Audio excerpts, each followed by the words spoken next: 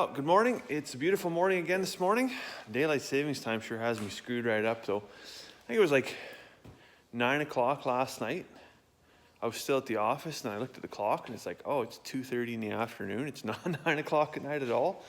Anyways, messed me right up. It's just crazy being, the way it's like it gets dark and then it gets light again. I don't know. Anyways, I'm already done with the end of daylight savings time. I think it should be banned forever. So the other day, in front of the chicken house, I was talking about a pneumonia hole. You can see how much this was level. The dirt was level with the bottom of the door, and the chickens have dug that out, and they've been going under there, and they've been dust bathing in there, and that's okay. But then when you look at on the west side, on the windward side, how big that hole is, because you can see exactly all they've been digging all through here too. This was all level up to the bottom of the house, but in the back, check this out. It's giant, wide open. So the wind will just rush in here and it's gonna cool off that chicken house floor. Even though we've got that deep bedding in there, it's still gonna make it really, really cold just by the fact there's air movement under there. So what I'm gonna try and do is get a board and restrict this area off so that they can't crawl underneath there. The wind can't rush in, and then I'll figure something out for the back as well, just to restrict access. Because we really want that air space, we want that plenum space under there as an insulating barrier. So I ain't got a board. I'm gonna screw this thing on the bottom of the chicken house. And then I got a bunch of old ones like this that are quite a bit shorter. I'm gonna screw on the back just to plug that all up. Donkeys are singing us the songs that are people.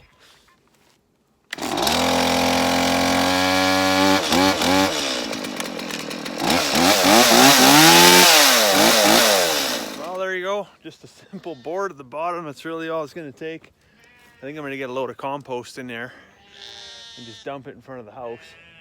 That'll still give them something to scratch through, and then it'll also help with a little bit of soil enrichment at the same time. If you scratch that, that's not what I'm going to do at all. If I put compost in front of that door, it's going to be a nightmare. What I'll do is I'll just rake some of the other dirt around from the side over in front of the door, and I'll put the compost over here where they've been digging and scratching and working. That makes more sense. So deep down, I know the chickens are gonna feel sad about this being blocked up. This is their little fort, their little tunnel, little adventure park. Too bad, chickens. It's for your own good. Tough love. No more pneumonia hole. I'm just over in the sheep pen.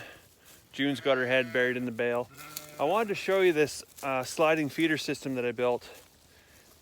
We had a comment on one of our YouTube videos, I don't know, it was yesterday's or the day before's, but anyways, about sliding feeders and the hopes that it works better than theirs.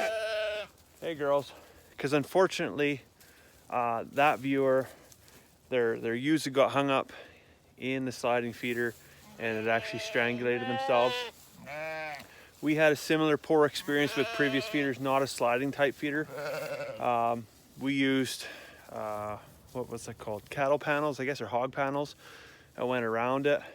We had one ewe that was just ridiculously stupid, let's be honest. Just stubborn and stupid. She would always stick her head in there and it get stuck in there. And every day I'd have to come out and pull her out. Anyways, one day she got her foot stuck in there. And she was there for a couple hours until I realized. And then, of course, cut off the circulation. The foot was injured, and long story short, she lost the foot. But anyways, we quickly realized this is clearly not the right design. So this one here, what we've rigged up is, because we've got just a regular pen here, and off the back of the pen, we just put two 10-foot panels, one on either side. And then I got this 8-foot pallet that was just sitting outside the hardware store in the free wood pile. And I just took the chainsaw and clipped it off so it hooks over top of the panel on both sides. And then when you put the bale in, it's initially out here, and as they eat it, they just naturally will push it in and push it in and push it in and get closer and closer. One unfortunate thing is this bottom hole in the corner here, and there's one over there too. The smaller ewes, the ewe lambs, they can get through there, and they have. Nellie was in there yesterday. Flossie was in there the day before. So they either got to put on some weight, or I'm gonna have to figure out some, probably another 1x4 or something right there, just to prevent them from getting in there. But it's tough to get that measurement because you don't want them to get in there and then get their ears hooked and then not be able to get out, and then they get tired and they just lay down, basically choke themselves to death. So really hopeful that this is a working plan and not a dying sheep plan. Sheep will die for, you know, because it's Wednesday. I don't want to give them another good reason.